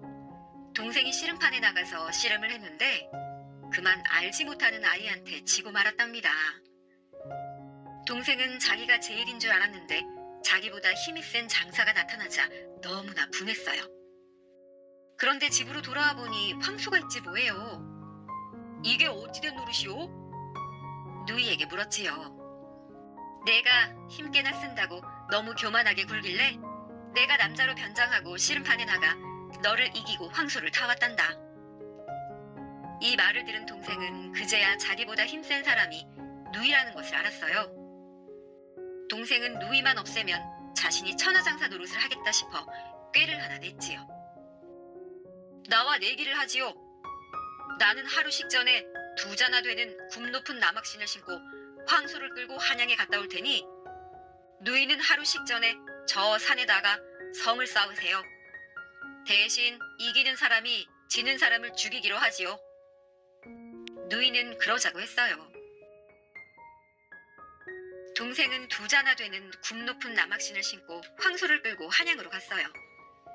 누이는 성을 쌓기 시작했답니다. 치마에다 돌과 흙을 싸나르며 성을 쌓았어요. 성문을 쌓으려고 큰 바윗돌을 나르는데 마지막으로 하나만 갖다 얹으면 성을 다 쌓게 되는 거였어요. 동생은 아직 돌아올 기미가 보이지 않았답니다. 어머니는 이것을 보고는 아들을 살릴 생각으로 뜨거운 팥죽을 쑤어서 딸한테 갔어요. 얘야, 배도 고프고 힘들 텐데 이거나 먹고 성을 쌓아라. 딸에게 팥죽을 내주었지요. 어머니, 성 다 쌓고 먹을게요. 무슨 소리? 지금 먹어야지. 딸이 성을 다 쌓고 먹겠다고 하는데도 어머니는 배고플 텐데 먹고 하라고 자꾸만 권했지요. 딸은 알고 있었어요. 엄마가 동생을 살리려고 그런다는 것을요. 그리고 자기가 죽을 먹을 동안 동생이 올 거라는 것도 알았지요. 그래도 어떻게 하겠어요. 딸은 하는 수 없이 성문을 쌓을 돌과 흙을 내려놓고 팥죽을 먹었답니다. 그러는 사이에 한양에 간 동생이 돌아왔어요. 결국 누이는 내기에 졌고 약속대로 죽임을 당했답니다. 누이는 자기가 이기더라도 동생을 죽이지 않으려고 했는데 말이에요. 하지만 얼마 뒤 동생과 어머니도 죽고 말았답니다. 옛날에는 나라의 허락 없이 성을 쌓으면 안 되는 것인데 이 집에서 성을 쌓았다고 해서 집안이 전멸을 당한 것이었어요. 이 마을 산에는 누이가 성을 쌓으면서 물을 마시던 샘이 있었어요. 옛날엔 그 샘에 금복죽개가 떠 있었는데 어떤 사람이 그걸 건져가려고 하니 그만 샘 밑으로 가라앉아 버렸대요. 지금도 햇살이 비치면 샘 밑에 가라앉아 있는 금복죽개에서 빛이 난다고 해요. 여우의 노감투. 옛날 한 포수가 호랑이를 잡으러 산에 들어갔어요. 그러다 날이 저물어 외딴 집에 찾아 들어갔는데 그 집에는 나이 많은 부부가 살고 있었지요. 두 사람이 포수를 보고는 말했어요. 자고 가게, 자고 가게. 영감이 부인에게 물었어요. 할멈, 손님이 왔는데 저녁을 지어야지. 양식이 있는가? 양식이라고 해야 씨로 쓰려고 매달아 놓은 조밖에는 없소. 그래, 그거라도 뜯어가지고 저녁해야지. 가져오게. 영감은 할멈이 갖다 준 조를 손바닥에 놓고 싹싹 문질러 비비더니 마당에 쫙 뿌렸어요. 그러자 조가 무럭무럭 자라더니 이삭이 열리고 금세 익었지요. 그걸 다시 비비고 찧어서 밥을 해주었어요. 포수는 밥을 잘 먹고 거기 누워 잠을 잤지요. 포수가 다음날 아침에 일어나 앉았는데 어떻게 된 일인지 정신은 제정신인데 말이 안 나오고 소리만 나는 거였어요. 포수는 그만 소가 돼버리고 말았지요. 이 집 영감은 수천 년 묵은 여우인데 그 여우가 포수한테 노감투를 씌워 소로 만든 거였어요. 노감투는 바로 노끈으로 만든 감투랍니다. 영감은 소가 된 포수를 시장에 끌고 가서 팔아버렸어요. 그런데 영감이 소를 사는 사람 보고 당부를 했지요. 보소, 부디 이 소를 채소밭 옆에는 매지 마시오. 무나 배추 이파리를 먹으면 안 됩니다. 죽습니다. 소가 된 포수도 그 말을 들었지요. 그리고 이제 끌려가는 거였어요. 끌려가 보니 대접하기를 소대접을 했지요. 소 주인은 장에서 소를 산 것이니 당연했지요. 포수가 변해서 소가 됐다고는 꿈에도 생각하지 못했답니다. 소 주인은 소죽도 끓여주고 풀도 먹이고 했어요. 하루는 주인이 소를 무밭 근처에 메어놓고 집에를 갔지요. 소가 된 포수는 이렇게는 더 이상 살 수 없다 싶어 안간힘을 쓰고 고삐를 떼어낸 뒤 무밭에 가서 무 이파리를 실컷 먹었어요. 그러자 노감투가 벗겨지고 다시 사람이 되었답니다. 사람이 된 포수는 자기 집으로 돌아왔어요. 그러고는 씩씩거리며 총을 사가지고 다시 그 영감의 집으로 갔지요. 가니까 또 지난번처럼 자고 가라고 이야기했어요. 할멈, 손님 왔는데 저녁을 지어야지. 양식이라고 해야 씨로 쓰려고 매달아 놓은 조밖에는 없어. 두 사람이 또 그런단 말이지요. 그래, 그거라도 뜯어가지고 저녁해야지. 가져오게. 그러더니 영감이 조를 손바닥에 놓고 싹싹 문질러 비비더니 마당에 쫙 뿌렸어요. 그러자 또 금세 조가 무럭무럭 자라더니 이삭이 열리고 익었지요. 그걸 다시 비비고 찧어서 밥을 해줬어요. 저녁에 누워 자는데 영감 부부는 아랫목에 눕고 포수는 윗목에 누웠지요. 포수가 잠을 안 자고 가만히 누워있으니 영감이 옆에 와서 몸에 손을 대려고 했어요. 노감투를 씌우려고 말이지요. 포수는 영감이 옆에 오면 총을 쏘려고 막 준비를 하고 있었지요. 탕! 총을 쏘고 보니 영감이 어디 갔는지 보이지 않았어요. 어두워서 나가볼 수도 없고 다음날 아침에 나가보니 마당에도 문 밖에도 영감은 보이질 않고 웬 통통한 짐승이 나자빠져 있었어요. 포수는 그 짐승이 어떤 짐승인지 도저히 알 수가 없었답니다. 무엇인지는 몰라도 수년은 묵은 늙은 짐승이 모양인데 나를 해치려던 걸 붙잡았으니 시장에 가서 팔아야겠다. 포수는 그 짐승을 지게에다 짊어지고 시장에 갔어요. 어떤 사람이 다가오니 물었어요. 보이소, 그거 팔 겁니까? 예, 팔 겁니다. 얼마 받고 팔 겁니까? 제값 받고 팔아야지요, 뭐. 무슨 짐승인지도 모르니 값도 정할 수가 없었던 거였지요. 그러자 그 사람이 돈 1,000냥을 주면서 물었어요. 저것이 무엇인 줄 아오? 포수는 모른다고 했지요. 여우가 늙은 겁니다. 여우. 1,000년 묵은 여우이지요. 바로 그 짐승이 수천 년 묵은 여우라는 거였어요. 수천 년 묵은 여우는 산속에서 사람을 만나면 노감틀을 씌워가지고 소로 만드는 재주가 있다는 것이었지요. 포수는 그렇게 1,000냥을 받고 수천 년 묵은 늙은 여우를 그 사람에게 팔았답니다.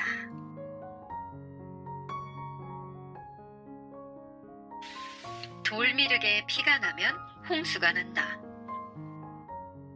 옛날 옛적에 경치가 아름다운 마을이 있었어요. 이 마을에는 부자들만 살았는데 모두 사치스러웠지요. 청동으로 다리를 만들어 건너고 집안에서도 찰떡을 만들어 불도를 하는 등 사치가 이루 말할 수가 없었지요. 그러면서도 마을 인심은 어찌나 인색하고 고약한지 절대로 누구를 돕거나 남을 위해 돈을 쓰는 일이 없었답니다. 어쩌다 스님이 와서 시주를 달라고 해도 시주는 고사하고 공연한 욕설을 퍼부어 돌려보낼 지경이었어요. 한 번은 어떤 스님이 시주를 갔어요.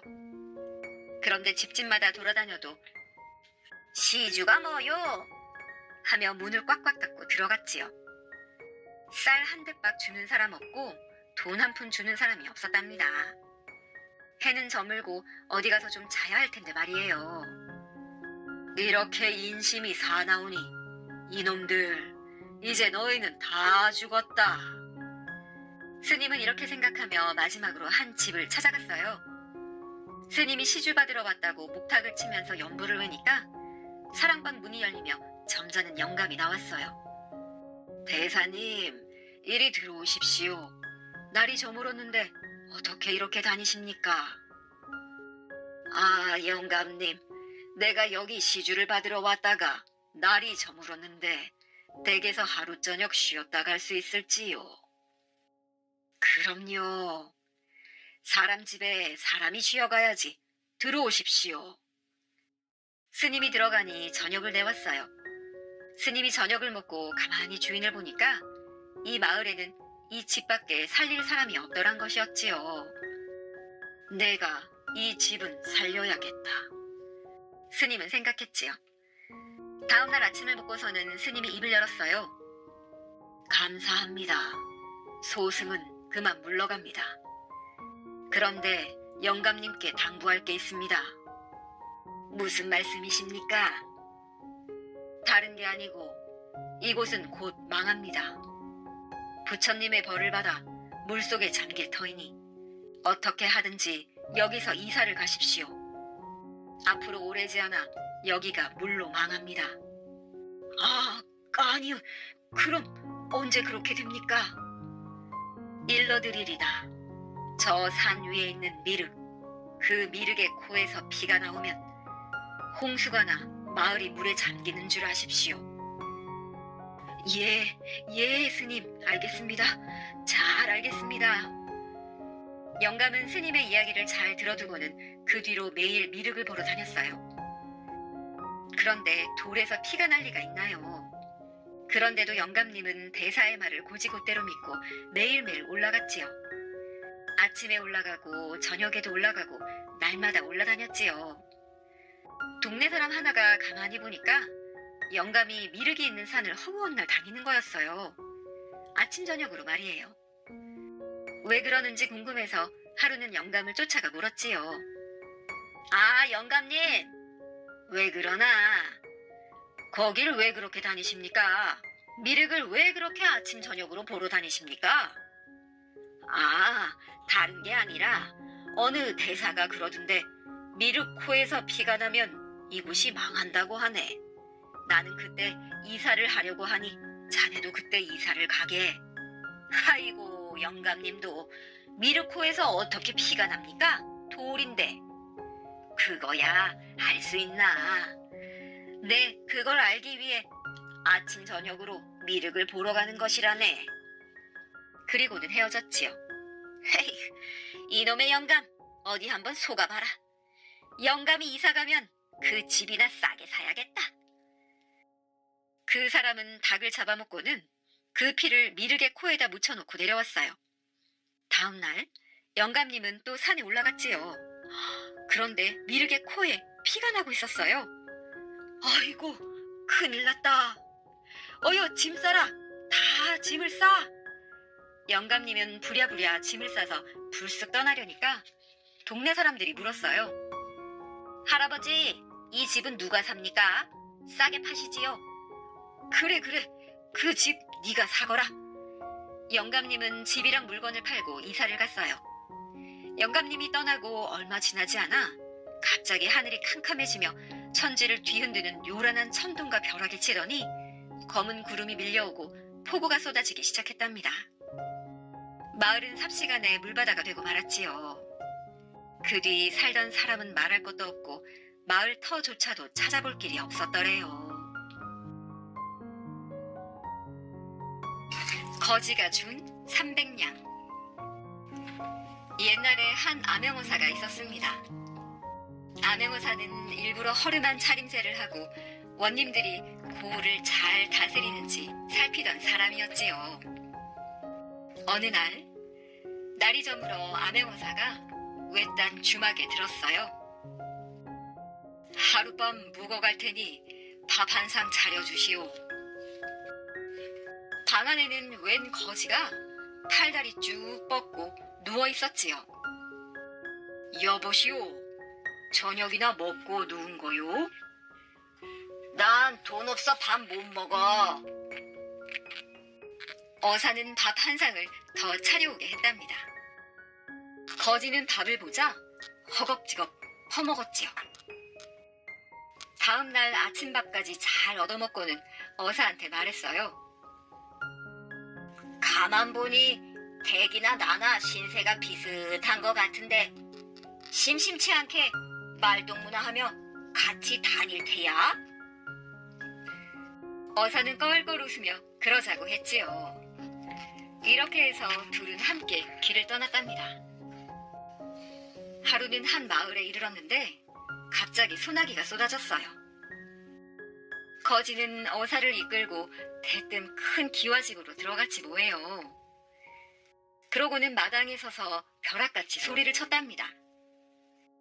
지금 이 집에 3사람이 죽게 됐어. 사람을 살리려면 지금 당장 멍석 깔고 큰 소리로 울어. 사람 목숨이 달렸다니 어쩌겠어요. 아주머니는 바로 멍석을 깔고 아이고 소리내어 울었지요. 이때 이 집 아저씨는 머슴 둘과 함께 뒷산에 가 있었답니다. 어머니가 언제 돌아가실지 몰라 관을 만들어 두려고 나무를 하러 갔었던 것이었지요. 셋이 큰 바위 밑에서 소나기를 피하고 있는데 갑자기 울음소리가 들리지 않겠어요? 아저씨는 어머니가 돌아가셨구나 싶었지요. 큰일 났다. 어서 돌아가셨구나. 셋은 불이 나게 집으로 내달렸어요. 바로 그때 뒤에서 쿵 하고 바위가 무너져 내렸어요. 까딱하면 3명 다 바위에 깔려서 죽을 뻔했던 것이었지요. 집으로 돌아온 아저씨는 거지에게 몇 번이고 고맙다고 절을 했답니다. 이 은혜를 어찌 갚으면 좋겠소. 거지는 더도 말고 돈 100냥만 달라고 했지요. 돈 100냥을 받아서는 어사한테 주었답니다. 꼭 쓸 때가 있을 테니 잘 넣어둬.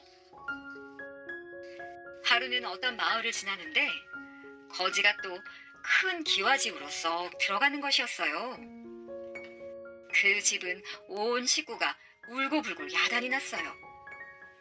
7대 독자 귀한 아들이 갑자기 다 죽게 되었대요. 어디 한번 보자. 아이 손목에 실을 매어 끄트머리를 나한테 줘봐. 거지를 믿지 못한 아이의 아버지는 거지가 뭘 알겠나 싶어 나무 토막에다 실을 메어 주었지요. 아니 이게 뭐야? 나무 토막에다 실을 메어 오랬나 누가? 거지는 고래고래 소리를 질렀답니다. 아이고, 용한 의원님을 몰라봤습니다요. 죄송합니다. 아이 아버지는 얼른 아이 손목에 실을 메어다 주었어요. 거지는 실 끝을 쓱 만져보더니 말했지요. 뭐 별것도 아니네. 저 벽에서 흙이나 한 줌 떼어와봐. 거지는 흙을 뭉쳐서 동글동글 환약을 3알 빚었어요. 약 하나를 먹이자 아이는 스르르 눈을 떴답니다. 또 하나를 먹이자 아이는 가뿐히 일어나 앉았어요. 나머지 하나를 먹이자 아이는 벌떡 나와 뛰어놀았답니다. 아이 아버지는 펄쩍 뛰며 기뻐했지요.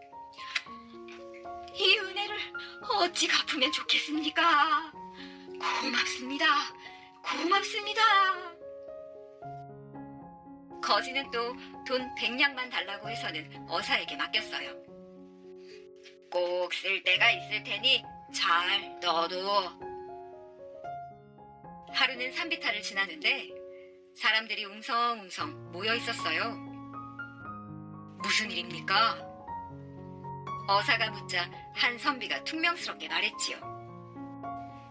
아, 여기가 명당 자리라고 해서 아버님 묘를 썼는데 자꾸만 나쁜 일이 일어나는 것이요. 그래서 묘를 다른 곳으로 옮기려고요.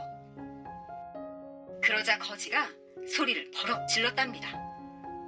헤이, 관도 없는데 옮기긴 뭘 옮겨? 무덤에 관이 없다고 하니까 난리가 났지요. 여기 관이 있으면 내 목을 베고 관이 없으면 나한테 100냥을 줘. 거지는 떡하니 내기까지 걸지 뭐해요. 선비는 화가 잔뜩 나서 무덤을 파괴했어요. 그런데 정말 무덤 안이 텅 비어있는 것이었어요. 모두들 놀라서 입만 딱 벌렸지요. 제발 저희 아버님 관을 찾아주십시오. 선비는 거지한테 간청을 했답니다. 30걸음 뒤로 가서 땅을 파봐. 그랬더니 정말 거지 말대로 그 자리에서 관이 나오지 뭐예요. 그 자리가 명당 자리니 그 자리에 묘를 쓰시게나. 선비는 거지 말대로 했답니다. 이 은혜를 어찌 갚으면 좋겠소? 거지는 아까 말한 돈 100냥만 달라고 해서는 어사한테 맡겼어요. 꼭 쓸 때가 있을 테니 잘 넣어둬. 어사와 거지는 다시 길을 떠났어요. 깊은 산속을 가는데 거지가 갑자기 뚝 멈춰섰지요. 나는 이만 떠날 테야. 댁은 이 길로 쭉 가. 가다 보면 사람을 만날 거야. 그러고는 온데간데 없이 사라져버렸지요. 어사는 거지와 헤어져서 거지가 가라는 대로 걸어갔답니다. 한참을 가다 보니 고갯마루에 장승이 떡 나타났는데 장승 앞에 웬 처녀가 엎드려서 애타게 빌고 있었어요. 비나이다, 비나이다. 제발 아버지를 살려주세요. 처녀 아버지는 관가에서 일하는 심부름꾼인데 어쩌다 날았던 300냥을 잃어버렸다고 했어요. 내일까지 그 돈을 구하지 못하면 큰 벌을 받는다고도 했지요. 오라, 돈 300냥이 쓰일 때가 있다더니 바로 이런 이야기였구나. 어사는 고개를 끄덕이고는 처녀에게 300냥을 건네주었어요. 아무 걱정 말고 이 돈으로 아버지 목숨을 구하시오. 그리고 나서 고개를 들어보니 눈이 왕방울만한 장승이 빙그레 웃고 있는 것 같이 뭐예요. 어디서 많이 본 얼굴 같은 그런 장승 말이에요.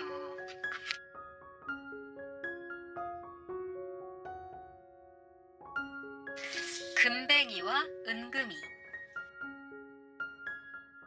옛날 충청도 공주 마곡사에 김진사가 살았는데 유구에 사는 이진사하고 둘도 없는 친구였어요. 두 사람은 다 같이 진사벼슬에 집안도 넉넉해서 근심거리가 없었지요. 아직 두 사람 다 자식이 없을 때 둘이 만나면 늘 말하곤 했어요. 우리 둘이 아들을 낳으면 형제를 맺어줍시다. 딸을 낳으면 자매가 될 테고, 우리 둘 중에 누가 딸을 낳으면 며느리 삼고, 안 그런가? 그럼 그렇지. 마침내 두 사람의 부인들이 해산을 했는데 김진사네는 아들이고 이진사네는 딸이었어요. 김진사는 아들 이름을 금뱅이라고 지었고 이진사는 딸 이름을 은금이라고 지었어요. 두 아이는 귀염둥이로 각각 잘 자랐지요. 그러던 어느 날 금뱅이가 12살쯤 되었을 때 김진사가 덜컥 병이 나서는 끝내 일어나지 못하고 말았어요. 금뱅이 어머니는 남편을 잃은 슬픔을 못 이겨 시름시름 앓다가 또한 세상을 하직하고 말았지요. 이렇게 되니 금뱅이는 졸지에 부모 없는 고아가 되어 의지할 데가 없었어요. 죽은 김진사의 절친한 친구 이진사가 금뱅이를 몇 해 키워서 혼인이라도 시켜주어야겠기에 데려갔지요. 금뱅이는 부모를 닮아 외모가 준수하고 어른들에게 공손하여 모두들 칭찬이 자자했어요. 마을에서는 이진사 댁에서 금뱅이를 베네짝부터 사위로 정해놓았다는 소문이 파다했고 본인들도 그렇게 알고 지냈지요. 이렇게 해서 어지간히 세월이 흘러 금뱅이와 은금이는 혼인할 나이가 되었어요. 그런데 어느 날 이진사 댁으로 청혼이 들어왔어요.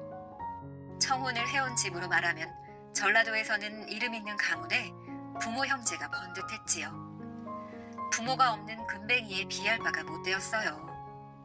그러니 죽은 김진사와의 언약이 아니었으면 이 청혼을 마다할 이유가 없었지요. 이진사의 마누라는 좋은 혼처를 놓치기 아까운 생각이 들어서 마음을 바꾸었어요. 여보 영감, 저 금뱅이는 아무개하고 짝을 지어주고 우리 애기는 그 전라도 대감집으로 혼인을 시킵시다. 처음에 이진사는 쓸데없는 소리 하지 말라고 했지만 마누라가 자꾸 밤낮으로 이런저런 핑계를 대면서 전라도 대감댁과 사돈하자고 말하니 승낙을 하고 말았지요. 드디어 혼인날을 받아놓게 되었어요. 이쯤 되니 금뱅이는 불 없는 화로요, 해와 달이 없는 낮과 밤을 보내게 되었지요. 장차 이 집 사윗감으로 대접할 때와는 다른 대접을 받게 되었어요. 하루는 이진사 마누라가 금뱅이를 부르더니 말을 꺼냈어요. 너도 그만큼 장성했으니 장가를 들어야겠다. 은금이는 전라도로 갈 텐데 어떻게 장가를 들겠습니까? 그 건넌 마을 형님 댁 종 아무개 하고 짝을 지어주려고 하는데 내 생각은 어떠하냐? 이미 은금이와의 약속은 틀어진 것이고 그렇다고 남의 집 부리는 종하고 혼인할 수는 없었지요. 저 같은 불쌍한 것 데려다가 이렇게 밥 먹이고 모두 다 해주시다가 이렇게 장가를 들라고 하시니 그 말씀 고맙습니다. 그러나 우리 김씨 가문에는 남의 집 종하고 혼인하는 법이 없어서 조상에게 죄를 짓는 것이니 장가는 못 가겠습니다. 금뱅이의 대답이 떨어지자 이진사 마누라는 눈을 표독스레 치켜뜨고 딱 잘라 명령했어요. 그럼 오늘부터 일을 해라. 그날부터 금뱅이는 이진사 댁 머슴으로 바뀌었어요. 이튿날 금뱅이는 풀을 베러 지게를 지고 산으로 올라갔지요. 그러나 아무 일도 못하고 종이를 숨을 죽이며 울다가 저녁 때 돌아와서 옷가지를 챙기고 조그만 보따리를 만들어 짊어지고는 그 집을 떠났어요. 얼마 안 가서 장에 가는 장꾼들을 만났어요. 그 사람들을 따라서 십리길을 좋게 갔는데 어떤 주막이 보였지요. 장꾼들이 그 주막에 짐을 풀고 쉬기에 금뱅이도 따라서 보따리를 내려놓고 다리를 쉬었어요. 일행 중에 좀 낯이 설고 잘 어울리지 않는 금뱅이를 보고 주막집 할머니가 물었어요. 너 어디 사느냐? 공주 유구에 삽니다. 그래, 어떻게 나왔느냐? 그저 정처 없이 떠났습니다. 무엇을 하려고? 무엇을 할지 모르겠습니다. 무슨 사연이 있는가 보구나. 암만 다녀봐야 다 마찬가지다. 갈 데 없으면 여기서 심부름이나 해주고 밥 얻어먹고 있으면 어떻겠느냐. 올 때 갈 데 없이 무작정 나와 날은 이미 어두워졌는데 달리 생각해볼 겨를이 없었지요. 그렇게 하겠습니다. 그때부터 금뱅이는 쓰레질하고 심부름하고 할 수 있는 일은 모두 다 열심히 했어요. 금뱅이의 태도가 마음에 든 할머니는 매사를 모두 금뱅이에게 시키다시피 할 만큼 되었지요. 이진사 집에서는 그날 밤 늦어서야 금뱅이가 집을 나갔다는 사실을 알게 되었어요. 은금이는 부모님이 시키는 대로 멀리 전라도로 시집을 가게 되었지만 어려서부터 친구로 지냈고 남편 될 사람으로 알고 있었던 금뱅이가 너무나 걱정이 되었지요. 어머니에게 자초지종을 캐물었어요. 건너마을 큰아버님 댁에서 부리는 종 아무개하고 짝지어준다고 해서 나갔다니 천부당만부당한 일이었지요.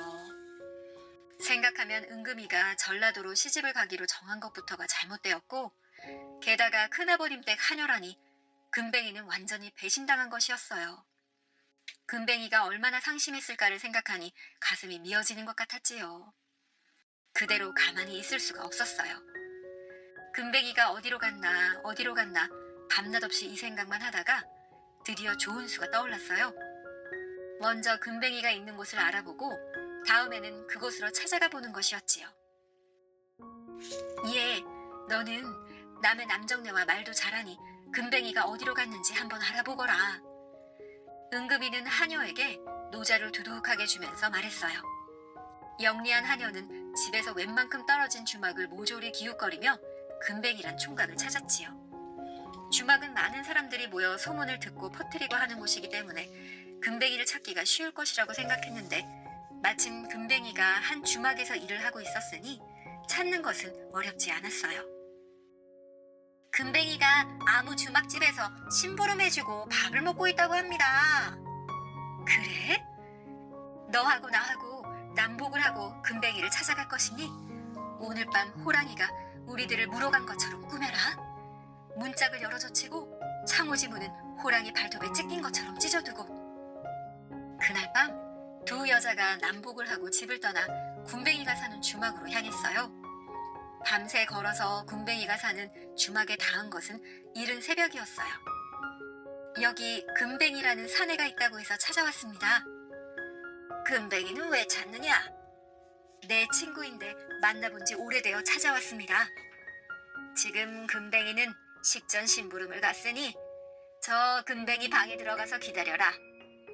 금뱅이 방에 들어가 보니 과연 평소에 금뱅이답게 참 정리를 잘해서 좁은 방이지만 환하고 깨끗했어요. 금뱅이가 오기를 기다리고 있으니 밖에서 소리가 들렸어요. 얘야, 내 친구가 지나가다가 널 찾아왔단다. 내 방에 들어가 있으라고 했다. 아침밥 퍼서 솥에 넣어놓았으니 밥 차려가지고 들어가서 같이 먹어라. 네? 제가 여기 있다는 것을 아는 친구가 없는데 누구지? 밥상을 들고 방에 들어가 보니 생각지도 못했던 이진사의 딸 은금이었어요. 처음에는 서로 멍하니 쳐다보고만 있었어요. 그리고는 옆에 하녀가 보고 있는 것도 잊어버리고 둘이 얼싸안고 다시 만난 간회를 풀었지요. 이런 상황에서 다부진 것은 남자가 아니고 여자라고 하는 말이 있습니다. 은금이는 무엇을 생각했는지 하녀에게 부탁했어요. 여기 냉수 한 그릇을 떠다 다오. 그리고 상 위에 그릇들을 주섬주섬 내려서 방 한 구석에 밀어놓고는 빈 상을 방 한가운데 반듯하게 놓았지요. 잠시 숨을 고르는 듯 기다렸다가 냉수 한 그릇을 떠오자 냉수 사발을 받아 상 위에 놓고 금뱅이에게 사뭇 엄숙하게 말했어요. 당신 상투는 내가 올려줄 테니 당신은 내 쪽을 만들어주세요. 이런 일이 있을 줄은 꿈에도 몰랐지만 일은 이렇게 역전하여 금뱅이는 사랑하는 은금이를 아내로 맞이하게 되었어요. 주막집 할머니는 나중에 이 사연을 알았지만 금뱅이와 은금이가 예의 바르고 착실하여 아예 아들과 며느리로 알고 한 식구처럼 살도록 허락하였어요. 그런데 문제가 있었지요. 주막집 할머니에게 건달아들 하나 있는데 생김새가 아리따운 은금이를 은근히 탐내고 있었던 것이에요. 금뱅이란 놈만 없으면 은금이는 내 색시다. 이렇게 생각하고 금뱅이를 어떻게 해서든지 쫓아낼 궁리를 하고 있었어요. 하지만 금뱅이가 워낙 자기 어머니에게 믿음을 얻어놔서 섣불리 하다가는 오히려 자기가 쫓겨날 판이었어요. 그렇지 않아도 한번 집에서 쫓겨났던 터여서 더욱 조심해야 했지요. 주막집 아들이 금뱅이를 쫓아내고 은금이를 차지하기 위해 생각해낸 것은 바로 금뱅이를 도둑으로 몰아 관가에 고발하는 것이었어요. 그러면 어디서 무엇을 훔쳤다고 해야 할지 곰곰이 생각을 하다가 옳지, 좋은 수가 있다. 금뱅이가 불만을 품고 몰래 집을 나와서 전라도 대감댁으로 시집갈 은금이를 꿰어내었다고 하면 은금이 부모가 이놈을 떼어놓으려고 할 것이니 좋은 방도를 제안하면 응하겠지. 주막집 건달아들은 회심의 미소를 지으며 신이 나서 공주 유구에 있는 은금이네 집을 찾아갔어요. 그리고는 금뱅이가 돈을 훔치고 몰래 집을 나와 지금 충청도 자기 집에서 은금이랑 부부가 되어 살고 있다고 고해 바쳤지요. 은금이 어머니는 그렇지 않아도 호랑이가 은금이하고 하녀를 물어간 것으로 알고 넋을 잃고 있던 터에 살아있다고 하니 그 반가움이 이를 데가 없었지만 한편 금뱅이 녀석과 짝이 되었다는데 화가 치밀었어요. 대시 금뱅이 녀석이 은금이를 꿰어낸 것이 틀림없다고 생각했지요. 그래, 우리 은금이가 자네 집에서 무엇을 하며 살고 있소? 우리 집은 주막인데 작년 여름 금뱅이가 와서 돈은 좀 있으나 갈 곳이 없으니 심부름이나 하고 살게 해달라고 해서 우리 어머니가 그렇게 하라고 했는데 얼마 전에 따님을 데려와 같이 삽디다. 오래지 않아 금뱅이가 여기서 몰래 집을 나갈 때 가지고 간 돈으로 집도 사고 땅도 사고 그렇게 할 모양입니다. 아니, 돈을 가지고 나가다니? 그게 무슨 말이오? 그 애는 밖에 나가면 돈 한 푼 없는 거지인데. 그거야 모르지요. 마님네 돈꾀에서 돈량이나 덜어 가지고 갔을지. 아차, 내 정신 좀 봐. 돈꼬리와 항아리를 잘 간수하고 얼마였는지 세워두었어야 했는데 그 녀석이 광을 마음대로 드나들었으니 훔쳐서 도망한 것이 틀림없구나. 은금이 어머니는 금뱅이 녀석이 괘씸하던 차에 주막집 건달이 와서 부추기니까 아낄 생각 없이 자기 집에서 돈을 가져간 것이라고 믿어버렸어요. 광으로 허겁지겁 들어가 돈이 든 항아리와 고리짝들을 열어줬지니 얼마나 없어졌는지 잘 분간은 가지 않았지만 없어진 것은 분명한 것 같았지요. 이때 건달이 또 말했어요. 마님, 좋은 수가 있습니다. 그놈을 관가에 고발하면 됩니다. 제가 공주까지 온 김에 관가에 고발하겠습니다. 그럼 그렇게 하게나 젊은이. 그럼 우리 은금이는 어떻게 되나? 은금아 씨는 아무 상관이 없었죠. 금뱅이가 꿰어냈으니까요. 좋은데 시집 보내면 그만입니다. 한편 이 주막집 건달은 공주 관가로 가서 관속들을 불러내 모두 술을 먹이고 이런저런 방법으로 환심을 산 다음 우리 집에 있는 금뱅이가 양부모와 싸우고 집을 나올 때 돈을 훔쳐답니다. 그 양어머니가 돈을 훔쳐갔다고 분명히 말했으니 그놈이 아니라고 하면 홍구멍을 내서 제 입에서 훔쳤다는 말이 나오도록 해야 합니다. 하고 말했지요. 예나 지금이나 건달들이 잘하는 노릇은 멀쩡한 사람을 고생시키는 일이지요. 금뱅이는 관가에서 잡아다가 막 두들겨 패면서 누명을 뒤집어 씌우니 할 수 없이 도둑질을 했다고 거짓 자백을 하고 말았지요. 이쯤 되니 제일 난감한 사람은 은금이었어요. 불쌍하게 그지없는 금뱅이가 아닙니까? 어려서 부모를 잃고 집에서 내쫓기고 그동안에 정들어서 부부가 되었는데 누명을 쓰고 붙들려가 죽게 되었다니. 사실을 사실대로 밝혀서 금뱅이를 살려내야 하는데 어떻게 할 재간이 없었어요. 아무 대책도 없이 울고만 있을 수도 없고 그렇다고 좋은 묘책이 있는 것도 아니어서 남편이 붙들려간 공주 관가로 무작정 길을 떠나기로 했어요. 예, 갓나나. 아무래도 서방님이 걱정되어 못 견디겠다. 공주로 갈 테니 너도 같이 가자. 지금도 그렇지만 공주시는 그 앞에 큰 강이 흐르고 있었어요.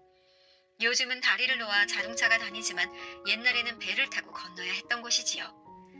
은금이가 강가에 다다른 것은 달이 휘영청한 밤이었어요. 나룻배는 공주 쪽 선창에 매여 있는지 나루에는 배도 없고 뱃사공도 없었지요. 달빛 아래 강물은 무심히 흐르고 여름밤 풀벌레는 은금이의 처지를 아는 듯 모르는 듯 마냥 울어댔어요. 공주 관가로 가야 한다는 생각에 정신없이 걸었지만 이제 더 갈 수 없어 주저앉으니 서러운 생각에 목이 메었어요. 내 신세가 이다지도 기구할꼬. 눈물이 비오듯 쏟아졌어요. 갓난이도 자신의 아픔처럼 느껴져서 소리내어 울었어요. 아씨, 그만 우세요. 그만 우세요. 하녀가 저도 같이 울면서 상전을 달랬지요. 그러나 속절없이 흘러나오는 눈물은 걷잡을 수 없었답니다. 이때 강 건너 저쪽에서 여자들의 울음소리를 듣고 나룻배를 저어 이쪽으로 오는 사람이 있었어요. 나룻배에서 내린 사람이 말했지요. 이 밤중에 웬 부인네들이 이렇게 울고 있소? 우리 아씨를 모시고 공주 관가에 가려는데 배가 없어서요. 하녀는 우선 강을 건너는 것이 목적이어서 배를 얻어 타야겠다고 생각하고 배 이야기를 꺼냈어요. 배는 여기 내가 가져왔지 않소. 관가에 간다니 무슨 사연인가요? 은금이가 흐흑거리며 말이 없자 배에서 내린 사람은 달빛에 마패를 비추어 보이면서 위엄있게 말했어요. 내가 암행어사다. 우는 사연을 말하거라. 억울한 일이 있으면 합당하게 풀어줄 것이니라. 은금이는 그때야 안심하고 말을 하기 시작했어요. 우선 죄 없는 남편이 도둑 누명을 쓴 것을 풀어달라고 했지요. 그리고 남편이 어떻게 자랐고 내쫓겼으며 그를 따라 집을 나와 부부가 되었다는 사연을 낱낱이 고했어요. 내가 이제 사정을 알았으니 걱정 마시오. 다음날 아침 공주 관내 동원뜰에서 재판이 벌어졌어요. 구경꾼들 속에 은금이와 하녀 갓난이도 보였지요. 오늘 재판은 암행어사가 직접 문초를 하고 판결을 내리는 특별 재판이었답니다. 그런데 뜻밖에도 죄인은 금뱅이가 아니고 공주 관아의 관속 중 우두머리 관리였어요. 내가 공주 관아에서 원의 권한을 대행하는 관리인가? 예, 그렇습니다. 금뱅이란 죄인이 도둑질을 했다고 순순히 자백하던가? 즉사하게 맞지 않으면 자백하지 않기 때문에 곤장을 쳤습니다. 그러면 너도 즉사하게 맞아야 어째서 죄 없는 사람에게 누명을 씌웠는지 자백하겠구나. 여봐라, 이놈이 자백할 때까지 매우 쳐라. 한 대, 두 대 곤장을 내려치니 궁둥이 뼈가 으스러져서 그 아프기가 곧 죽을 것 같았지요. 이렇게 되니 우두머리 관리는 살려달라고 애걸하기 시작했어요. 죽을 죄를 지었으니 목숨만 살려주십시오. 저 보령 어디서 온 젊은이가 유구에 사는 이진사댁 마나님의 부탁이라면서 금뱅이가 이진사댁 광에서 돈을 도둑질해 도망 나와 자기 집에 와 있다고 했습니다. 같이 술을 먹는 자리에서 돈까지 주면서 도둑질을 안 했다고 하면 제 입으로 했다는 말이 나오도록 만들어야 이진사댁의 명목이 선다고 했습니다. 그러면 금뱅이는 죄가 있는 것이냐 없는 것이냐? 그것은 확실히 모르겠습니다. 그 사람 말투나 행색으로는 도둑질할 사람이 아니었습니다. 금뱅이를 풀어주어라. 암행어사 재판장에 이 말이 떨어지자 한나졸이 금뱅이가 갇혀있는 옥사로 돌아가고 은금이와 갓난이가 허우적거리며 뒤따라갔어요. 이어서 암행어사의 후령이 떨어졌어요.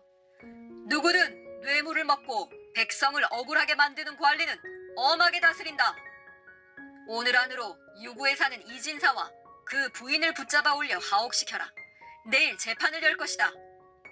은금이는 자기 부모님을 붙잡아 올리라는 암행어사의 명령은 듣지도 못하고 남편이 갇힌 옥사로 뛰어가 감격하여 금뱅이를 얼싸안고 기쁨의 눈물을 흘렸어요. 그 다음날 아침은 이진사 내외가 동원뜰 아래 엎드려 암행어사의 재판을 받았어요. 암행어사의 판결에 따라 이진사 내외는 금뱅이를 사위로 맞이하고 여생을 딸내 내외와 화목하게 지냈지요. 그리고 아주 늙어서 세상을 뜰 때 있는 재산을 반씩 똑같이 나누어 반은 사위에게 반은 딸에게 유산으로 남기고 죽었다고 해요. 그때 그 암행어사의 이름이 그 유명한 박문수였다는 소문이 있습니다.